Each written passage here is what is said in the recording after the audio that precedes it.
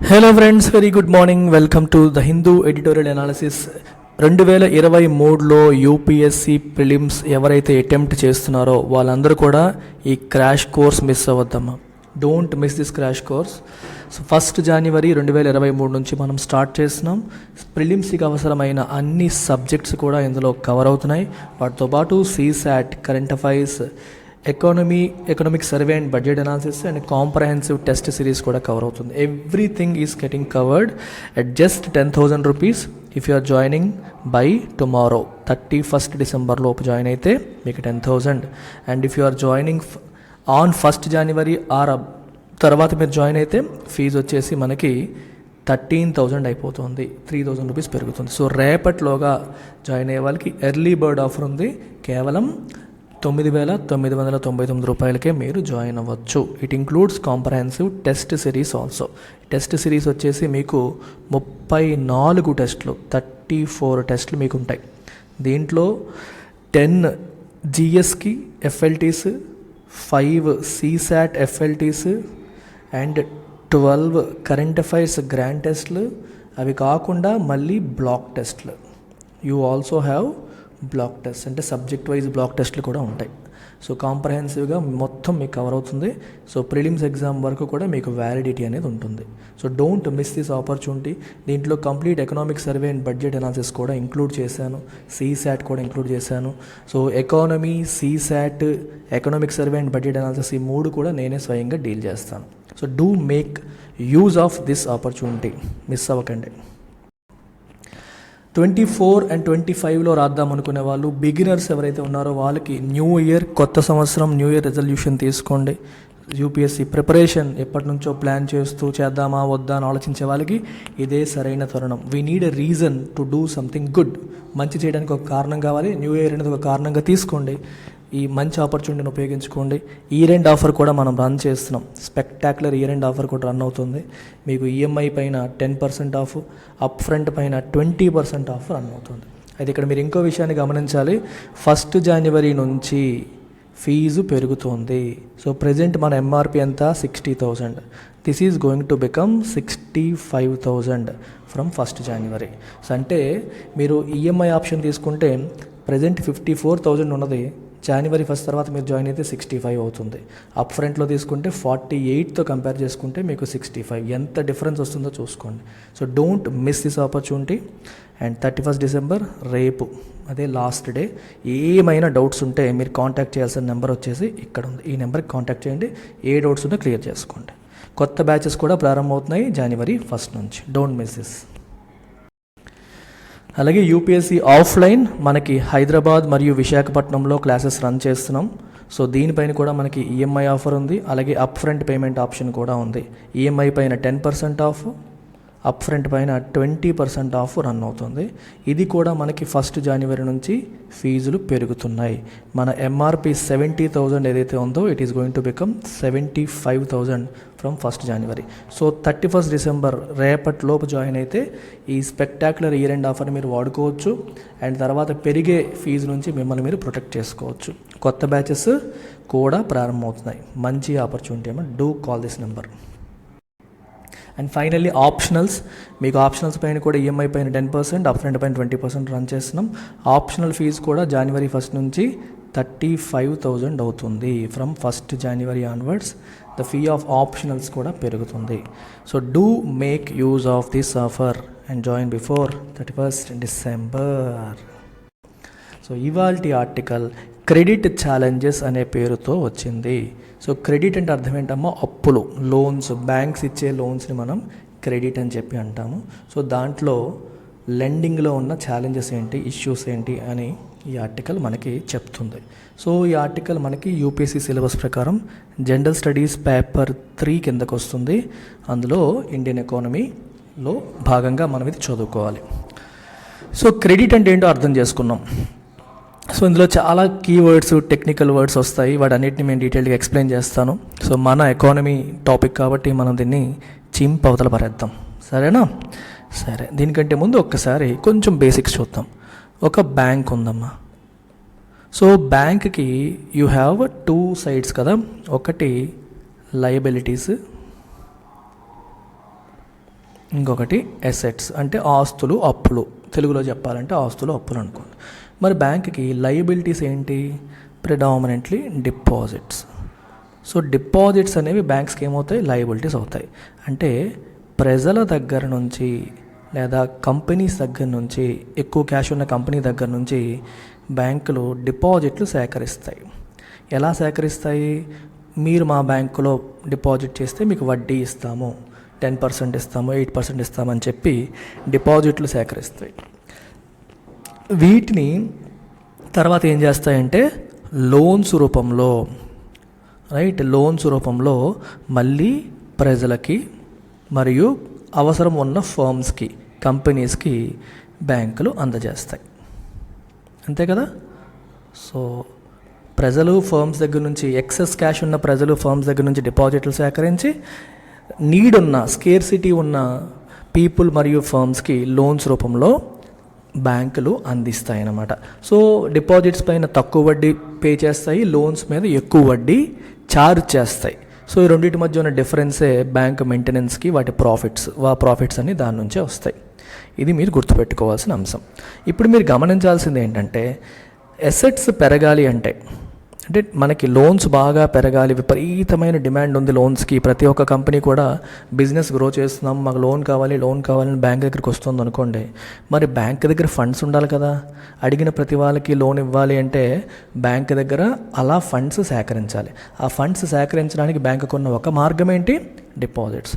So loan growth అనేది it should be associated with growth in deposits. డిపాజిట్స్లో కూడా growth అనేది ఉండాలి. ఈ పాయింట్ మైండ్లో పెట్టుకోండి.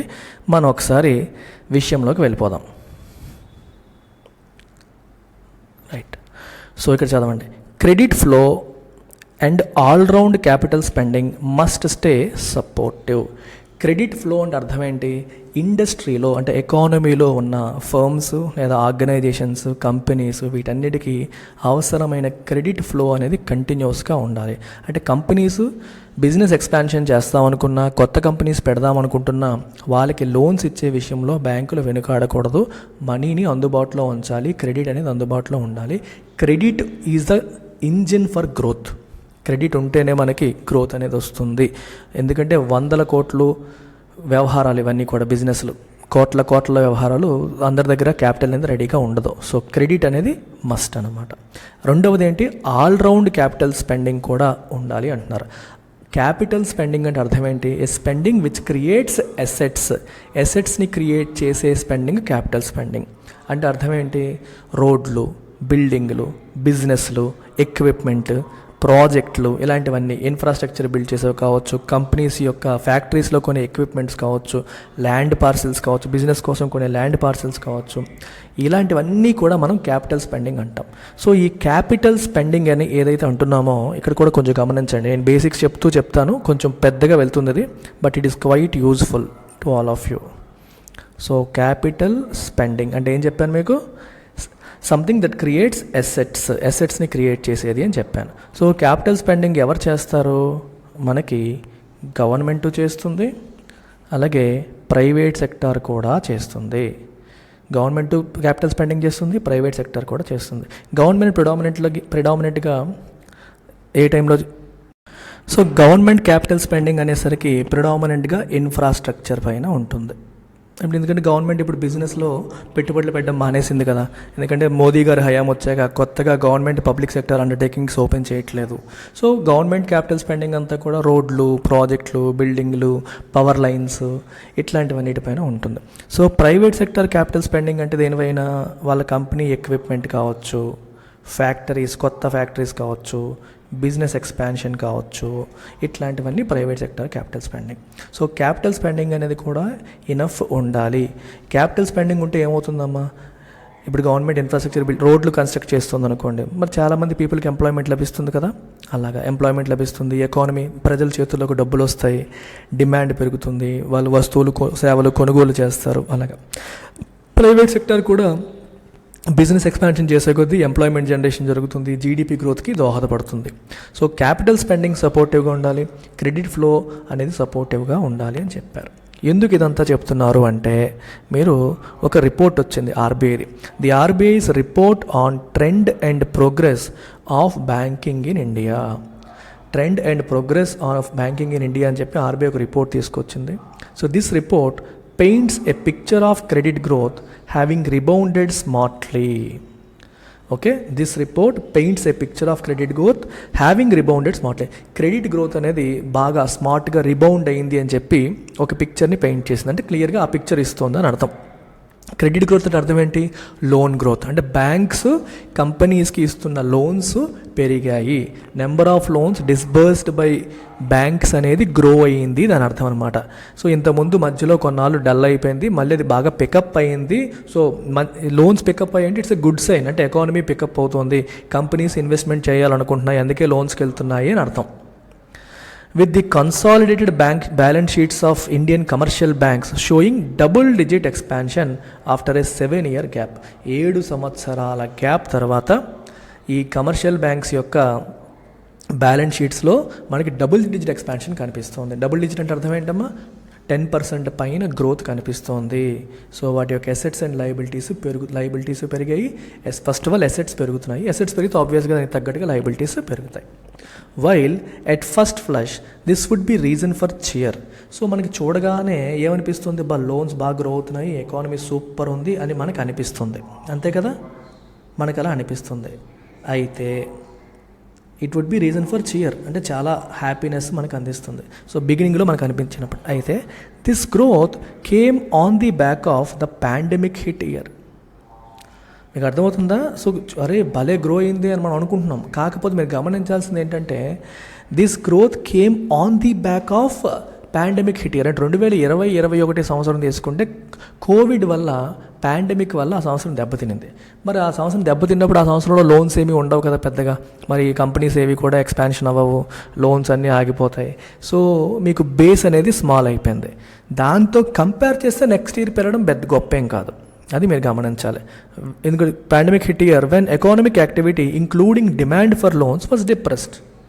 ఇప్పుడు ఎలా ఉందంటే, లాస్ట్ టైము నీకు ఒంట్లో బాగాలేక ఎగ్జామ్ బాగా రాయలేదు, 100కి నీకు 30 మార్కులే వచ్చాయి. ఇప్పుడు ఆరోగ్యంగా ఉన్నావు, ఎగ్జామ్ రాసావు, 60 మార్కులు వచ్చాయి. అబ్బా నాకు 100% గ్రోత్ వచ్చిందని నేను గెంతేయాలా, లేకపోతే 60% వచ్చిందని బాధపడాలా? అలాంటి పాయింట్ అనమాట. సో లోన్స్ పికప్ అయ్యాయని బాగానే చెప్తున్నారు, కానీ దేంతో కంపేర్ చేస్తే? పాండమిక్ హిట్ ఇయర్తో కంపేర్ చేస్తే ఆ సంవత్సరం జనరల్గా తక్కువ ఉన్నాయి బికాజ్ ఆఫ్ కోవిడ్-19. మనకి లాక్డౌన్స్ వల్ల వీటి వల్ల డిప్రెస్ అయ్యి ఉంది ఎకానమీ, అందువల్ల ఆ సంవత్సరం తక్కువ ఉంది. దాంతో కంపేర్ చేస్తే ఎక్కువ ఉంది కదా, దాన్ని చూసి మనం సరదా పడిపోవాలా, సంబరపడిపోవాలా అని చెప్పి అంటున్నారు. హౌవెవర్, అయితే నెగిటివ్గా మాట్లాడారు. అయితే పాజిటివ్ ఆస్పెక్ట్ అంటే the credit momentum seems to be sustaining in the current fiscal year two.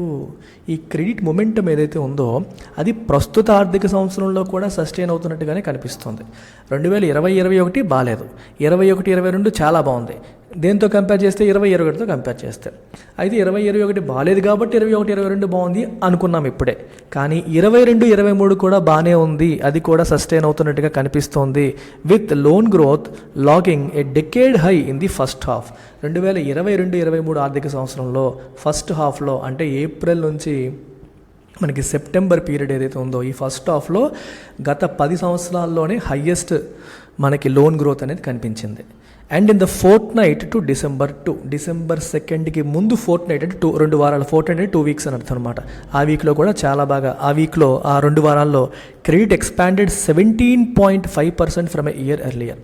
Last ఇయర్తో పోల్చుకుంటే 17.5% క్రెడిట్ ఎక్స్పాండ్ అయ్యింది. స్టిల్ ఇక్కడ మీరు గమనించారా? ఇక్కడ గమనిస్తే ఈ కనెక్టింగ్ వర్డ్స్ చూడండి. ఇక్కడ వైల్ అనే పదం కనిపిస్తుంది, ఇక్కడ హౌవెవర్ అనే పదం కనిపిస్తుంది, ఇక్కడ స్టిల్ అనే పదం కనిపిస్తుంది. ఇవన్నీ కనెక్టర్స్ అంటాం, వీటిని కేర్ఫుల్గా అబ్జర్వ్ చేయాలి. స్టిల్ డిసప్పాయింటింగ్లీ నిరుత్సాహపరుస్తూ డిపాజిట్ గ్రోత్ ల్యాగ్డ్ బిహైండ్. ఇందాకే మీకు స్టార్టింగ్లో చెప్పాను, loan growth should be accompanied by deposit growth అని. మరి డిపాజిట్ గ్రోత్ లేకుండా ఓన్లీ లోన్ గ్రోత్ ఉంటే ఏంటి ఉపయోగం? అంటే లోన్ గ్రోత్ ఉన్నప్పుడు మీకు ఎంత ఉంటాయి డబ్బులు? అన్లిమిటెడ్ ఫండ్స్ ఉండవు కదా బ్యాంకుల దగ్గర. సో లోన్స్కి డిమాండ్ ఉన్నప్పుడు దానికి తగ్గట్టుగా వాళ్ళు డిపాజిట్లు కూడా సేకరించుకుంటూ వెళ్ళాలి. డిపాజిట్ గ్రోత్ ఏమో ల్యాగ్డ్ బిహైండ్, అది వెనకబడి ఉంది. Increasing only by 9.9% in the period. Loan growth ఏమో 17.5% ఉంటే డిపాజిట్ గ్రోత్ ఏమో 9.9%. రీసెంట్గా మీరు యాడ్స్ చూస్తే అన్ని బ్యాంకులు కూడా డిపాజిట్ల మీద యాడ్స్ ఇస్తున్నాయి. మీరు అబ్జర్వ్ చేశారా? హెచ్డిఎఫ్సి బ్యాంకు, అన్ని బ్యాంక్స్ మేము డిపాజిట్కి ఇంట్రెస్ట్ రేట్లు పెంచాము, ప్లీజ్ కమ్, వచ్చి మా దాంట్లో డిపాజిట్లు చేయండి, ఎక్కువ వడ్డీ ఇస్తున్నామని చెప్పి యాడ్లు ఇస్తున్నాయి. Because they are in search of raising funds సమీకరించే పనిలో ఉన్నాయన్నమాట. With retail inflation and concerns about price stability eroding savers real returns as well as confidence to save, banks have found themselves needing to redouble efforts to shore up deposits to help fund credit demand. So credit demand, లోన్స్కి విపరీతమైన demand ఉంది. ఆ డిమాండ్ని fund చేయాలంటే deposits తెప్పించాలి. అది deposits తెప్పించడానికి సమస్య ఏంటి? ఒకవైపు retail inflation చాలా ఎక్కువగా ఉంది, అంటే ధరలు విపరీతంగా పెరిగిపోతున్నాయి. ఇంకోవైపు కన్సర్న్స్ అబౌట్ ప్రైస్ స్టెబిలిటీ, ధరలు ఎప్పుడు ఎలా ఉంటాయో తెలియట్లేదు, ప్రైసెస్ స్టేబుల్గా లేవు, ఉంటాయో లేదో తెలియని పరిస్థితి. There are concerns about price stability. ఓకేనా? ఎరోడింగ్ సేవర్స్ రియల్ రిటర్న్స్, ఈ ప్రైస్ స్టెబిలిటీ యొక్క కన్సర్న్స్ ఏం చేస్తాయి? సేవర్స్ యొక్క రియల్ రిటర్న్స్ని ఈరోడ్ చేస్తాయి. What is a real return? ఇప్పుడు మీరు గమనించండి, I am an individual. Okay, నేను ఒక బ్యాంకులో 100 రూపాయలు పెట్టుబడి పెట్టాను. 100 రూపాయలు పెట్టుబడి పెడితే 1 ఇయర్ తర్వాత నాకు 8% వడ్డీ ఇచ్చింది బ్యాంకు. సో నాకు 108 రూపీస్ వచ్చాయి. So I will say my returns, నా రిటర్న్స్ ఎంత అంటే 8% అంటాను. ఇది నిజమేనా? ఇది నిజం కాదు. అదేంటి సార్, 100, 108, 8% కదా? కరెక్టే. వీటిని మనం నామినల్ రిటర్న్స్ అంటాం, అంటే without considering inflation. Real returns ఎలా వస్తాయి? ఇదే సమయంలో ఈ ధరలు 6% పెరిగాయి అనుకోండి, ఇన్ఫ్లేషన్ రేట్ ఏమో 6% ఉందనుకోండి, అంటే ఇంతకుముందు మనం 100 రూపాయలతో ఒక వస్తువు కొనగలిగితే ఆ వస్తువు ఇప్పుడు 106 రూపీస్ అయిపోయింది. మీకు అర్థమైందా? ఇంతకుముందు 100 రూపాయలతో ఒక వస్తువు కొనగలిగితే ఆ వస్తువు ధర ఇప్పుడు 106 రూపీస్ అయిపోయింది. సో ఇప్పుడు బేసిక్గా రియల్ రిటర్న్స్ ఏంటి? Nominal returns minus inflation. అంటే ఇన్ఫ్లేషన్ యొక్క ఎఫెక్ట్ని తీసేసి ఎక్స్ట్రా ఎంతైతే ఉందో అదే రియల్ రిటర్న్. 8% కనిపిస్తుంది, కానీ ఇన్ఫ్లేషన్ 6%, మామూలుగా ధరలే 6% పెరిగిపోయాయి. మరి నాకు ఏంటి ఉపయోగం? 108 అయింది, ఏంటి ఉపయోగం లేదు. ఎందుకంటే నేను 100 రూపాయలతో కొనే వస్తువు కూడా ఇప్పుడు 106 అయిపోయింది. సంవత్సరం క్రితం 100 రూపాయలు ఇచ్చి కొనేవాడిని, ఇప్పుడు అదే వస్తువు కొనాలంటే 106 అయిపోయింది. ఈ 100 నాకు ఇప్పుడు 108 అయింది. 108లో 106 పోతే నాకు 2% మిగిలింది. మై రియల్ రిటర్న్స్ ఆ 2% మాత్రమే. మీకు అర్థమవుతుందా? ఇన్ఫ్లేషన్ యొక్క ఇంపాక్ట్ని తీసేసి మన రిటర్న్స్ని క్యాలిక్యులేట్ చేస్తే రియల్ రిటర్న్స్ అంటారు. ఇన్ఫ్లేషన్ ఇంపాక్ట్ని చూడకుండా చేస్తే నామినల్ అంటాం. సో అది మనం గమనించాల్సింది. సో ఇన్ఫ్లేషన్ పెరిగే కొద్దీ రియల్ రిటర్న్స్ తగ్గిపోతాయి. సో అందుకని ప్రైస్ స్టెబిలిటీ వల్ల ఈరోడింగ్ అంటే కోతకు గురి చేయడం, సేవర్స్ యొక్క రియల్ రిటర్న్స్ని కూడా దెబ్బతీస్తుందన్న కన్సర్న్స్ కూడా పెరిగిపోయాయి. ఇవన్నిటి వల్ల ఏమవుతుంది? జనాలకి they last confidence to save. డబ్బులు సేవ్ చేద్దామా అనుకుంటే ఏంటి ఉపయోగం? మన ధరలు అంతకంటే పెరిగిపోతున్నాయి, సేవ్ చేసి ఏం చేయాలి అన్న పరిస్థితులు జనాలకు వస్తున్నాయి. సో అందుకనే banks have found themselves needing to redouble efforts. So అందుకని ప్రజలకి they losing confidence to save. కాబట్టి ప్రజల యొక్క నమ్మకాన్ని పొందడానికి వాళ్ళ ఎఫర్ట్స్ని డబుల్ చేయాల్సిన పరిస్థితి ఇప్పుడు కలుగుతుంది. షోరప్ డిపాజిట్స్ని సేకరించి షోరప్ అంటే సపోర్ట్ అని అర్థం అనమాట, కింద నుంచి సపోర్ట్ చేయడం. డిపాజిట్స్ని ఇంకా సపోర్ట్ చేసి పెంచడానికి వాళ్ళ ఎఫర్ట్స్ని డబుల్ చేయాల్సిన పరిస్థితిలో బ్యాంకులు పడ్డాయి. Lenders would want to avoid finding themselves relatively short of lower cost capital to lend, especially when the economy is facing the headwinds of global slowdown. ఇప్పుడు ఎకానమీ పరిస్థితి ఎలా ఉంది? గ్లోబల్ స్లోడౌన్ యొక్క హెడ్విండ్స్ ఫేస్ చేస్తుంది. ఇక్కడ ఈ పదం చూడండి, చాలా ఇంట్రెస్టింగ్ పదం, హెడ్విండ్, టెయిల్ విండ్. హెడ్విండ్స్ అంటే ఎదురుగాలి అంటాం. హెడ్విండ్స్ అంటే ఏంటమ్మా? ఎదురుగాలి అంటే అడ్డంకులు, అబ్స్టకిల్స్. అంటే మనం ముందుకు వెళ్తుంటే మనకి ఎదురయ్యే అడ్డంకుల్ని, అబ్స్టకిల్స్ని హెడ్విండ్స్ అని అంటాం.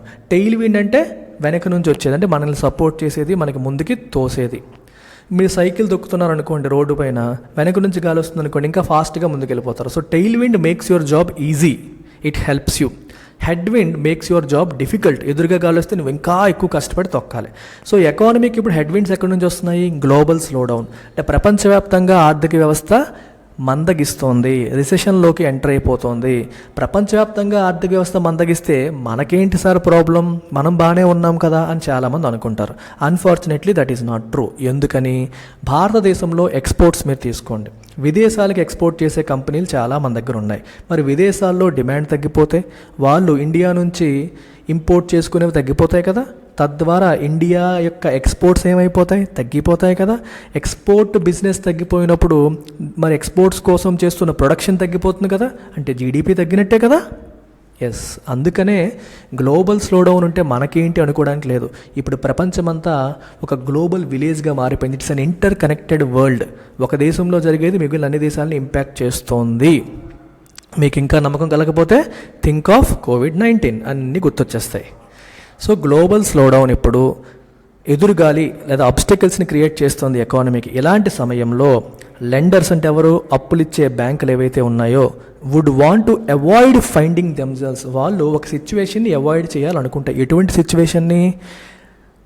Relatively short of lower cost capital to lend. Lower cost capital, very very important term ఇది. లోవర్ కాస్ట్ క్యాపిటల్ అంటే అర్థం ఏంటమ్మా?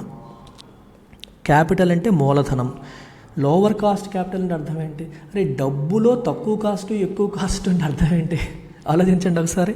Lower caste, higher cost capital. Money అంటేనే డబ్బు అది ఇది అంటాం కదా. లోవర్ కాస్ట్ అంటే తక్కువ ఇంట్రెస్ట్ రేటు.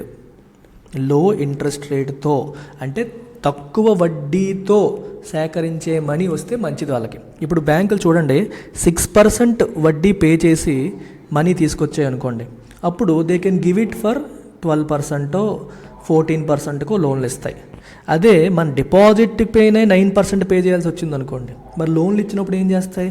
16%, 18% ఇవ్వాలి. ఎందుకంటే మధ్యలో ఉన్నదంతా వాళ్ళ మెయింటెనెన్స్, వాళ్ళ ఖర్చులు, వాళ్ళ మార్కెటింగ్, వాళ్ళ ప్రాఫిట్లో అవన్నీ ఉంటాయి. అంతేనా?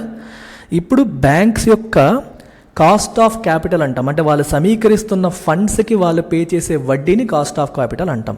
ఆ కాస్ట్ ఆఫ్ క్యాపిటల్ తక్కువ ఉంటే మంచిది బ్యాంకులకి. ఇప్పుడు ఎక్కువ ఫండ్స్ రావాలని వడ్డీ రేట్లు డిపాజిట్ రేట్లు పెంచుకుంటూ వెళ్ళిపోయాయి అనుకోండి బ్యాంక్స్, అప్పుడు లోన్ రేట్లు కూడా పెంచాల్సిన పరిస్థితి వస్తుంది. ఎకానమీ ఆల్రెడీ పరిస్థితి బాగాలేదు. ఇలాంటి టైంలో వడ్డీ రేట్లు ఇంకా ఇంకా పెంచుకుంటూ వెళ్ళిపోతే ఆల్రెడీ గ్లోబల్ హెడ్విండ్స్తో సతమతమవుతున్న ఎకానమీకి ఇంకా దెబ్బ తగిలేస్తుంది. కాబట్టి బ్యాంకులు కూడా మరీ ఎక్కువ కాకుండా లోవర్ కాస్ట్ క్యాపిటల్ని సమీకరించే ప్రయత్నం చేస్తాయి. అందులో వాళ్ళు వెనకబడి ఉండకూడదని కోరుకుంటాయి. With the quickening of credit growth అనేది క్వికెన్ అవుతుంది, స్పీడప్ అవుతుంది. The RBI also urged banks to guard against loan slippages. అయితే ఒక ప్లస్ పాయింట్, ఒక మైనస్ పాయింట్. లోన్స్ పెరుగుతున్నాయి అనేది కరెక్టే, అది మంచిదే, పాజిటివే. కాకపోతే ఇక్కడ మీరు గమనించాల్సింది ఏంటి అంటే, లోన్స్ బాగా పెరిగినప్పుడు లోన్ స్లిప్పేజెస్ కూడా పెరిగే ఛాన్సెస్ ఉంటాయి. అంటే ఇందులో కొంతమంది ఎగ్గొట్టే రకాలు, నాన్ పర్ఫార్మింగ్ అసెట్స్ కూడా పెరిగే అవకాశాలు ఉంటాయి. చాలామంది లోన్లు ఎగ్గొట్టే రకాలు కూడా పెరిగిపోతూ ఉంటాయి. సో కాబట్టి బ్యాంక్స్ ఏం చేయాలి? They must guard against. So చాలా వాచ్ఫుల్గా ఉండాలి, కేర్ఫుల్గా ఉండాలి, రిస్క్ తీసుకోకూడదు. Bank balance sheets have become healthier over the past few years thanks to the central bank's asset quality reviews. Bank balance sheets ఏమయ్యాయమ్మా? have become healthier. So balance sheets ఏమో over the last few years healthy అయ్యాయి. balance sheets healthy అయ్యాయి అంటే అర్థం ఏంటి? ఇప్పుడు assets, bank balance షీట్స్లో ఏముంటాయి? Assets ఉంటాయి, liabilities ఉంటాయి. లయబిలిటీస్ అంటే డిపాజిట్స్, అసెట్స్ అంటే లోన్స్. అసెట్ క్వాలిటీ బాగుందంటే అర్థం ఏంటి? ఈ అసెట్స్ అంటే లోన్స్ ఏవైతే ఉన్నాయో అందులో మంచి క్వాలిటీ లోన్స్. మంచి క్వాలిటీ లోన్స్ అంటే అర్థం ఏంటి? ఇప్పుడు చూడండి, బ్యాంక్ పరిభాషలో వాళ్ళు ఏమంటారంటే, అసెట్ అంటే లోన్ కదా, వీటిని స్టాండర్డ్ అసెట్స్ అంటారు. స్టాండర్డ్ అసెట్స్ అంటే ప్రాపర్గా టైం టు టైం మనకి డబ్బులు వచ్చేసేవి. ఇవి కాకుండా ఉండే వాటిని సబ్స్టాండర్డ్ అసెట్స్ అంటాం. సబ్స్టాండర్డ్ అంటే దాంట్లో లోపాలు ఉన్నాయి, అంటే ఈఎంఐలు బ్రేక్ అవుతున్నవి. మీరు టైంకి కట్టేస్తుంటే అది స్టాండర్డ్ అసెట్. టైం దాటిపోయినా నెల రోజులు అయిపోతుంది అయినా కట్టట్లేదు అంటే ఒక రకం. నెల నుంచి 60 రోజులు అవుతుంది అయినా కట్టట్లేదు అంటే ఇంకో రకం. 60 రోజులు దాటి 90 రోజులు అయిపోతుంది ఇంకా కట్టట్లేదు అనేది ఇంకో రకం. 90 రోజులు దాటిపోతే ఇంకో రకం. ఇలా కేటగరైజేషన్ చేస్తారు, అసెట్ కేటగరైజేషన్ అంటాం. సో సబ్ స్టాండర్డ్ లేదా నాన్ స్టాండర్డ్ అసెట్స్ మళ్ళీ ఫర్దర్ కేటగరైజ్ చేస్తూ అన్నింటికంటే వరస్ట్ కేసు వచ్చేసరికి మనకి నాన్ పర్ఫార్మింగ్ అసెట్స్ అంటాం. Performing asset, non performing asset. టైంకి వడ్డీ ఇచ్చేసేది పర్ఫార్మింగ్, బ్యాంక్కి లోన్లే కదా income generating assets, income generating things. అదే వడ్డీ రప్పించినవి నాన్ పర్ఫార్మింగ్ ఎసెట్స్. ఈ నాన్ పర్ఫార్మింగ్ ఎసెట్స్ అనేవి పెరిగిపోవడం అనేది ఒక పెద్ద తలకాయ నొప్పి. అయితే గత కొద్ది సంవత్సరాలుగా ఏమంటున్నారంటే ఈ బ్యాలెన్స్ షీట్స్ హెల్దీ అయ్యాయి అంటే అర్థం ఏంటి, ఎన్పిఎస్ తగ్గాయి, నాన్ పర్ఫార్మింగ్ ఎసెట్స్ తగ్గాయి, హెల్దీ ఎసెట్స్ పెరిగాయి అని అర్థం. ఎందుకని central banks asset quality reviews, central bank RBI ఎప్పటికప్పుడు ఎసెట్ క్వాలిటీ రివ్యూస్ చేస్తుంది. మీకు ఎన్పిఎస్ ఎన్ని ఉన్నాయి, ఎలా ఉన్నాయి, స్టాండర్డ్ ప్రాపర్గా కేటగరైజ్ చేస్తున్నారా, ఎర్లీగా ఐడెంటిఫై చేస్తున్నారా లేదా అని రివ్యూ సిస్టమ్ అనేది ఇంప్రూవ్ చేయడం వల్ల అవి తగ్గాయి. And mandates for stressed assets, ఈ నాన్ స్టాండర్డ్ ఎసెట్స్ని స్ట్రెస్డ్ ఎసెట్ అని కూడా అంటారు. స్ట్రెస్లో ఉన్న ఎసెట్ అంటే లోన్, బ్యాంక్ పరిభాషలో లోను. అదేంటి సార్ లోన్ అంటే ఎసెట్ అంటారేంటి మీరు అనుకోవచ్చు. మనకి లోన్ అంటే ఎసెట్ కాదు, మనకి లయబిలిటీ. మనకి ఒక స్థలమో లేకపోతే జాబో లేకపోతే ఏదో మనకి ఆదాయాన్ని ఇచ్చేది ఏదైనా మనకి ఎసెట్, లోన్స్ మనకి లయబిలిటీస్. కానీ బ్యాంకులకు ఆదాయాన్ని ఇచ్చేవే లోన్స్, మనకి లోన్స్ ఇస్తే మనం ఇచ్చే వడ్డీయే బ్యాంకులకి ఇన్కమ్. అందుకని బ్యాంకుకి లోన్ అనేది ఎసెట్ అనమాట. స్ట్రెస్డ్ ఎసెట్ అంటే టైంకి మనం డబ్బులు ఇవ్వలేదు అనుకోండి, ఆబ్వియస్గా బ్యాంకుకి స్ట్రెస్సే కదా, అలా గుర్తుపెట్టుకోండి. సో స్ట్రెస్డ్ ఎసెట్ రికగ్నైజ్ చేయడానికి రకరకాల మ్యాండేట్స్ కూడా ఆర్బీఐ తీసుకొచ్చింది. ఓకేనా. Stressed assets recognition and right offs by commercial banks. Right of అంటే అర్థం ఏంటంటే వాళ్ళ బ్యాలెన్స్ షీట్లో ఒక ఎన్పిఏ మెన్షన్ చేసినప్పుడు దానికి ఏం చేయాలంటే ప్రావిజన్ చేయాలి. మీకు ఎలా చేస్తారంటే మీరు గుర్తుపెట్టుకుంటే మీకు సింపుల్గా అర్థమవుతుంది. N NPA has to be accompanied by provision. Provision అంటే నాన్ పర్ఫార్మింగ్ ఎసెట్ అంటే అర్థం ఏంటమ్మా, లోన్ నుంచి ఈఎంఐస్ సరిగ్గా రావట్లేదు అని అర్థం. రావట్లేదని అర్థం ఏంటి, ఫ్యూచర్లో ఈ లోను ఎగ్గొట్టేయచ్చు, మనకు రావాల్సిన డబ్బులు రాకపోవచ్చు అని చిన్న భయం అయితే ఉంటుంది కదా. సో దానికి ఆర్బీఐ చేస్తున్న మ్యాండేట్ ఏంటంటే you have to provision for it అంటారు. అంటే ఫ్యూచర్లో మీకు రాబోయే లాసెస్కి మీరు ఇప్పుడే ప్రావిజన్ చేయాలి. విచ్ మీన్స్ నీ ప్రెజెంట్ నీకు వస్తున్న ప్రాఫిట్స్లో take out some money and put it as provision. Provision లాగా పక్కన పెట్టండి. దేనికి, for future possible future losses from NPAs నుండి భవిష్యత్తులో రాబోయే లాసులకి ఈరోజే మనం కొంత తీసి పక్కన పెట్టేయడం, దాన్ని ప్రావిజనింగ్ అంటాం అనమాట. అది కదా, అది గుర్తుపెట్టుకోండి. ఓకే, ప్రావిజనింగ్ అంటాం. అయితే ఈ ప్రావిజనింగ్ చేసినప్పుడు ఏమవుతుంది, మరి ఎంత అమౌంట్ ప్రావిజన్ చేస్తారో మరి ఆ అమౌంట్ మరి బ్యాంకులు వేరే వాళ్ళకి లోన్ ఇవ్వాలంటే ఇవ్వలేవు. సో కొన్ని హెడ్ఏక్స్ ఉంటాయి కదా బ్యాంకులకి. అందుకని బ్యాంక్స్ ఏం చేస్తాయంటే రైట్ ఆఫ్ చేస్తాయి. రైట్ ఆఫ్ అంటే అర్థం ఏంటి, ఏ లోన్ అయితే పూర్తిగా మరి ఇంకా రాదు, రికవరీ అనేది పాసిబుల్ కాదు అనే సిచ్యువేషన్కి వచ్చేస్తుందో దాన్ని కంప్లీట్గా బ్యాలెన్స్ షీట్లోంచి ఎంట్రీ తీసేస్తారు. అసెట్స్లోంచి ఆ లోన్ గురించి పూర్తిగా డేటా తీసేస్తారు. ఎప్పుడైతే దీన్ని తీసేస్తారో మరి ప్రావిజనింగ్ తలనొప్పి కూడా మరి ఉండదు. మీకు అర్థమవుతుందా? దీన్ని రైట్ ఆఫ్ చేయడం అంటాం. సో దీని గురించి నేను సెపరేట్ వీడియో చేస్తానండి. వేవ్ ఆఫ్ రైట్ ఆఫ్కి డిఫరెన్స్ ఏంటంటే I will do a separate video, మీరు అందులో చూడొచ్చు. ఇంతకుముందు కూడా నేను చేశాను, పాత వీడియోస్లో ఉంటే ఒకసారి గమనించండి. సో ఈ రైట్ ఆఫ్స్ గురించి, స్ట్రెస్డ్ ఎసెట్ రికగ్నిషన్ గురించి రకరకాల మ్యాండేట్స్, రూల్స్ తీసుకొచ్చింది. As well as loan recoveries under IBC, insolvency and bankruptcy code. So insolvency and bankruptcy code ఉపయోగించి ఈ ఐబీసీ ఎందుకంటే ఏదైనా బ్యాంక్కి ఒక కంపెనీ ఎగ్గొడితే ఆ లోన్ రికవర్ చేయడానికి అవసరమైన చట్టాలు, రూల్స్, రెగ్యులేషన్స్, ప్రొసీజర్స్ ఐబీసీలో ఉంటాయి. సో ఐబీసీలో చెప్పిన ప్రొసీజర్ ప్రకారం మీరు లోన్ రికవరీస్ చేయొచ్చు. సో దానికి ఎవరికి అప్లై చేయాలి, ప్రొసీజర్ ఏంటి, అన్నీ సిస్టమేటిక్గా వెళ్ళడానికి అది కూడా వచ్చిందనమాట. సో వీటన్నిటి ద్వారా బ్యాంక్ బ్యాలెన్స్ షీట్స్ గత కొన్ని సంవత్సరాలకి హెల్దీ అయ్యాయి. The banks' caution is salutary. Bank అంటే ఇక్కడ ఏంటి, ఆర్బీఐ యొక్క కాషన్ అనేది సాల్యూటరీ అంటే హెల్దీ, గుడ్, మంచిదని అర్థం. As the sector cannot afford to take its eye off the bad loan status. ఆ కాషన్ ఉండడం మంచిదే. లోన్స్ పెరుగుతున్నాయి కదా అని రిలాక్స్ అయిపోయి బ్యాడ్ లోన్ స్టేటస్ మీద దృష్టి తీసేయకూడదు. మీరు కళ్ళు మూసి తీసేలోపు ఒక 10 మంది విజయ్ మాల్యాలు, 20 మంది నీరవ్ మోడీలు వచ్చేస్తారు. కేర్ఫుల్గా ఉండాలి. ఎవడన్నా వేషాలు వేసేలా ఉన్నాడా, ఎగ్గొట్టేలా ఉన్నాడంటే అర్లీగా ఐడెంటిఫై చేయాలి, తోక అక్కడే కత్తిరించాలి, రికవరీ ప్రాసెస్ స్టార్ట్ చేయాలి. సో యూ కెనాట్ రిలాక్స్, ఎప్పుడు కూడా రివ్యూస్ చేసుకుంటూ చెక్ చేసుకుంటూ ఉండాలి. Especially after gross NPAs which impinge on banks ability to lend saw a decline from the peak in 2017-18 to 5% in September 2022. ఈ గ్రాస్ ఎన్పిఎస్ ఏవైతే ఉన్నాయో అంటే మొత్తం టోటల్ నాన్ పర్ఫార్మింగ్ అసెట్స్ అనేవి 2017-18లో పీక్ అయిపోయాయి, విపరీతంగా పెరిగిపోయాయి. అక్కడి నుంచి ఇప్పటికీ ఒక 5%కి తగ్గాయి అనమాట సెప్టెంబర్ 2022లో.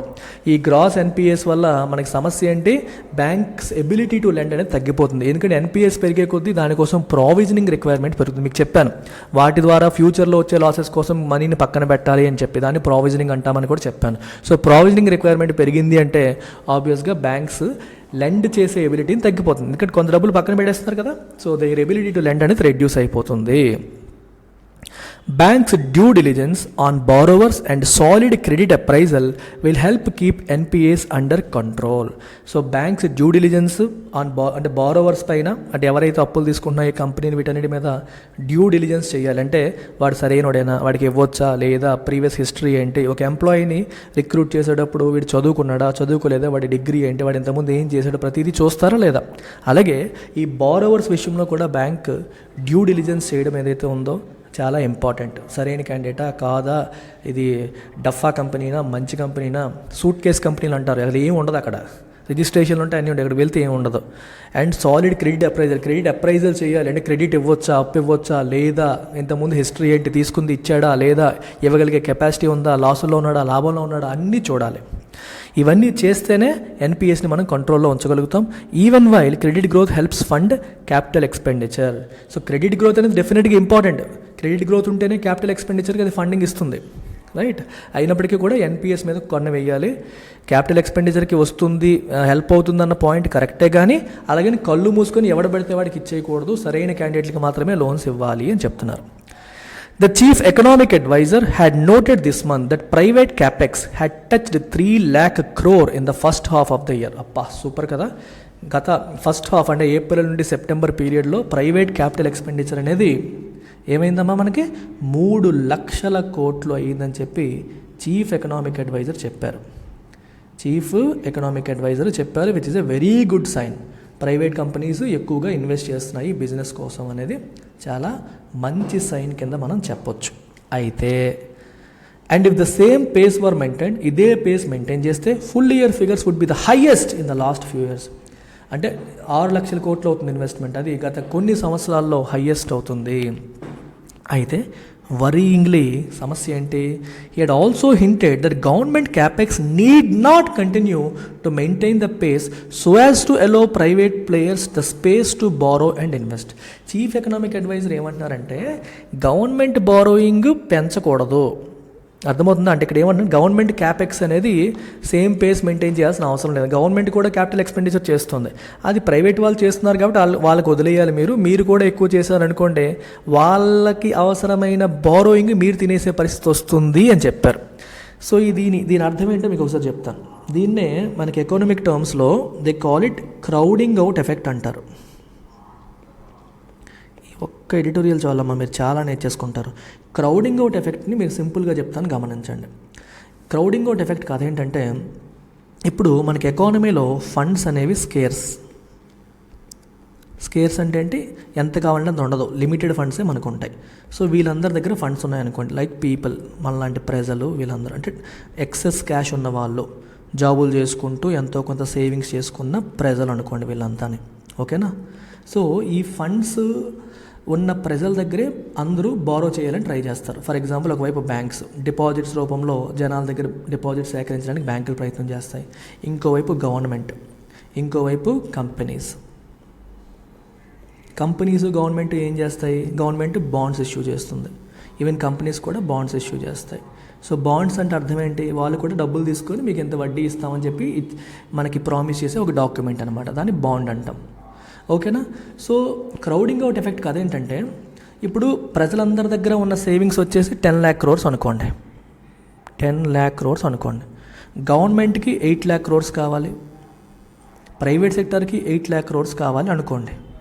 ఇప్పుడు మొత్తం కలిపి రిక్వైర్మెంట్ ఎంత 16 లక్షల కోట్లు, ప్రజల దగ్గర ఎంత ఉంది 10 లక్షల కోట్లు. ఇప్పుడు గవర్నమెంట్ అనేది ప్రైవేట్ కంపెనీస్కి పోటీ వచ్చింది అనుకోండి బారోయింగ్లో, అంటే గవర్నమెంట్ బాండ్స్ ఇష్యూ చేసి ప్రైవేట్ కంపెనీస్ బాండ్ ఇష్యూ చేశారనుకోండి, ప్రజలు ప్రైవేట్ వాళ్ళు ఎక్కువ వడ్డీ ఇచ్చినప్పటికీ గవర్నమెంట్ దగ్గర సేఫ్టీ కాబట్టి గవర్నమెంట్కి ప్రిఫర్ చేస్తారు.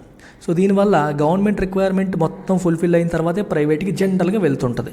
సో ప్రైవేట్కి 8 లక్షల కోట్లు 2 లక్షల కోట్లు మాత్రమే ఫుల్ఫిల్ అవుతాయి, రిమైనింగ్ 6 లక్షల కోట్లు ఫుల్ఫిల్ అవ్వవు. అర్థమవుతుందా? అంటే ప్రైవేట్ వాళ్ళకి బారో చేసుకునే అవకాశం లేకుండా ఉన్న సేవింగ్స్ అన్ని గవర్నమెంటే లాగేస్తుంది అని అర్థం. So their ability to borrow తగ్గిపోతుంది, బారో చేసుకోలేని పరిస్థితి. ఇది ఒకవైపు. ఇంకోవైపు ఏంటి, స్కేర్స్ ఫండ్స్ ఇద్దరు పోటీ పడుతున్నారు అప్పుల కోసం. ఇప్పుడు నా దగ్గర డబ్బులు ఉన్నాయమ్మా, నా దగ్గర అప్పు ఇవ్వండి అని చెప్పి ఒక ఆయన వచ్చాడు, నేనేమో 12% వడ్డీకి ఇద్దామని ముందు ఒప్పేసుకున్నాను. కానీ అతనికి ఇంకొక అతను పోటీ వచ్చాడు, సార్ నాకు కావాలి అతనికి కాదు అని. అప్పుడు నేనేం చేస్తాను, ఇద్దరు ఎవరు ఎక్కువ వడ్డీ వస్తే ఆడికి ఇస్తానని చెప్పి 12ని 14 చేస్తాను. మూడో వ్యక్తి వచ్చాడు 15 చేస్తాను, నాలుగో వ్యక్తి వచ్చాడు 16 చేస్తాను.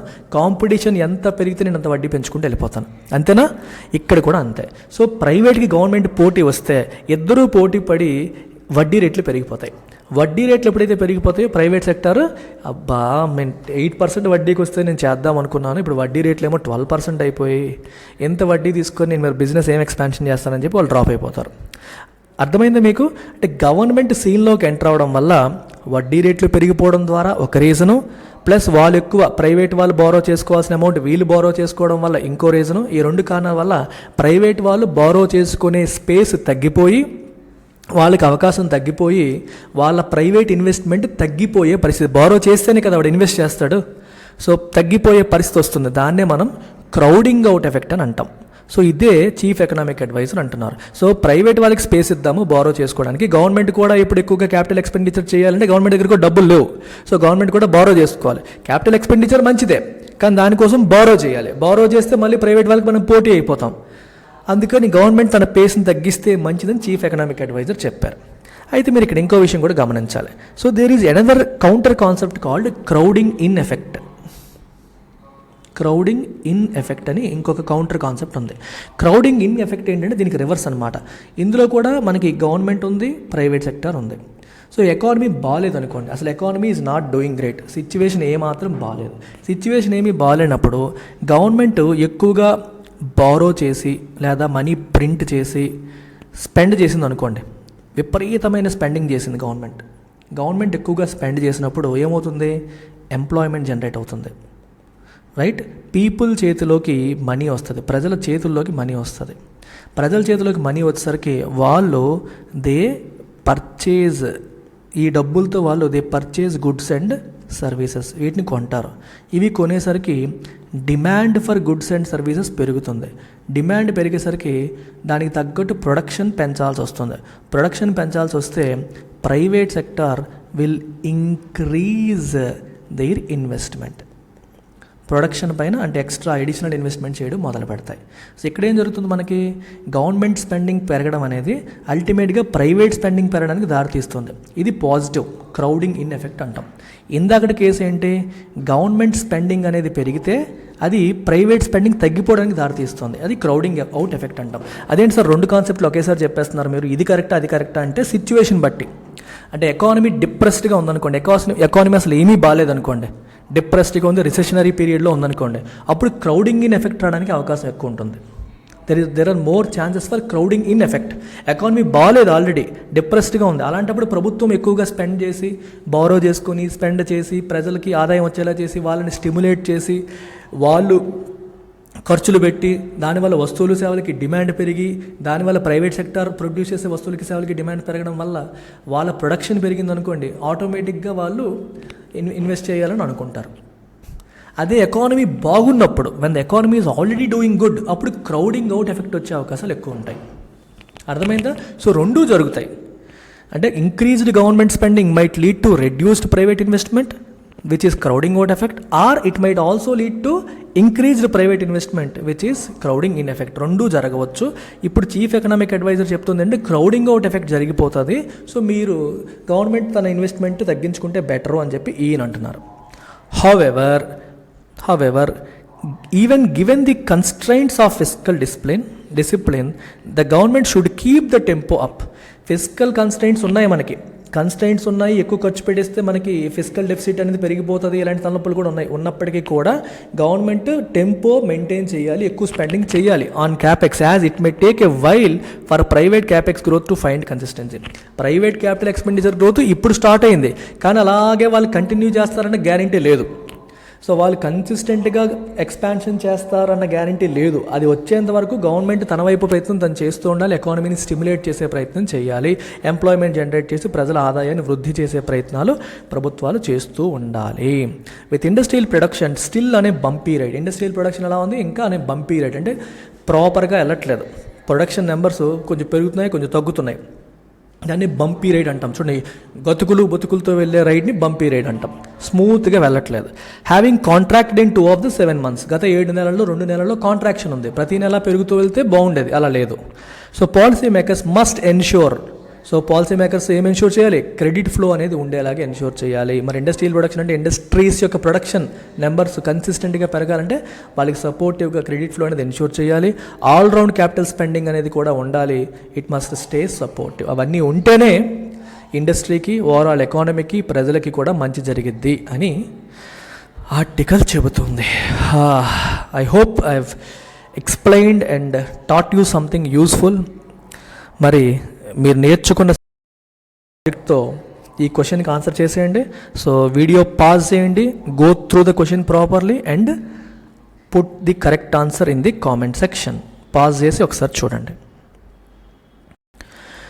మరొక్కసారి చెప్తున్నానమ్మా, 2023లో యూపీఎస్సీని సీరియస్గా రాసే వాళ్ళంతా కూడా పొరపాటున కూడా మిస్ అవ్వకండి. Prelims crash course January 1st ప్రారంభమవుతోంది. ఇది ఎగ్జిస్టింగ్ యూపీఎస్సీ ఇన్ఫినిటీ స్టూడెంట్స్, మన ఎల్టీఎక్స్ క్లాసెస్లో ఆల్రెడీ ఎగ్జిస్టింగ్ స్టూడెంట్స్కి కూడా ఇది తీసుకోమనే చెప్తాను. మీకు డిస్కౌంటెడ్ ప్రైస్కి వస్తుంది. మన ఇన్స్టిట్యూట్లో ఇంగ్లీష్ తీసుకున్న వాళ్ళు కావచ్చు, ఏ సబ్జెక్ట్ తీసుకున్నా మీకు డిస్కౌంట్ అనేది ఉంటుంది. బయట వాళ్ళు మీకు 999 ఫీజుకి అందిస్తున్నాము. రేపటిలోగా జాయిన్ అయితే ఎల్లుండి నుంచి 12,999 అవుతుంది. సరేనా? అలాగే 2024 తర్వాత ఎగ్జామ్ రాద్దాం అనుకునే వాళ్ళందరికీ కూడా స్పెక్టాక్యులర్ ఇయర్ ఎండ్ ఆఫర్ ఉంది. సో మీకు లైవ్ అండ్ రికార్డెడ్ ఆన్లైన్, అలాగే ఆఫ్లైన్ కూడా హైదరాబాద్, వైజాగ్లో ఆఫ్లైన్ కోర్సెస్ కూడా ఉన్నాయి. సో ఇది మీకు ఈఎంఐ ఆప్షన్ పైన 10%, అప్ ఫ్రంట్ ఆప్షన్ పైన 20% డిస్కౌంట్ అనేది ఇస్తున్నాం. కొత్త బ్యాచెస్ January 1st నుంచి ప్రారంభమవుతున్నాయి. So make use of this. 31 December వరకు మీకు ఈ ఆఫర్ అనేది వ్యాలిడ్. సరేనా? Take care, bye.